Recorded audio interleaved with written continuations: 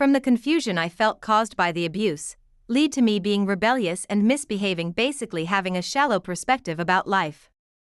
At the age of 17, I started enjoying being around people. I began partying, drinking alcohol, and at the same time I started hearing voices in my mind, voices that often argued and fought with each other. I eventually took a decision to not entertain, engage, and listen to these voices. Soon after that, I started seeing life for what it truly was, and that for me was being a social butterfly. I eventually took a decision to not entertain, engage, and listen to these voices. Soon after that, I started seeing life for what it truly was, and that for me was being a social butterfly. Starting meeting new friends, going clubbing. I would stay out all night, and I remember when I had my first boyfriend, he was a romantic guy, wanted to cuddle, and I just wanted. Since my mom was always working and my dad didn't stay with me, all those years I mentioned, I was not dreaming at all. But at the age of 24, I had my first real dream. In the dream, I saw my grandmother. Her face was bright like the sun, but her voice spoke inside of me. She instructed me to go and apologize to my parents for everything I had put them through. When I woke up, I bought chocolates and went to my parents to come clean about my behavior. I also told them I wanted to go back to school and finish the 2 subjects I had failed. The polite voice also told me to buy chocolates for my sisters and apologize to them too, and I did. My mom, as usual, stayed quiet, and my dad just looked at me frustrated and said, "I knew it." I registered for the 2 modules, and one of them was very challenging.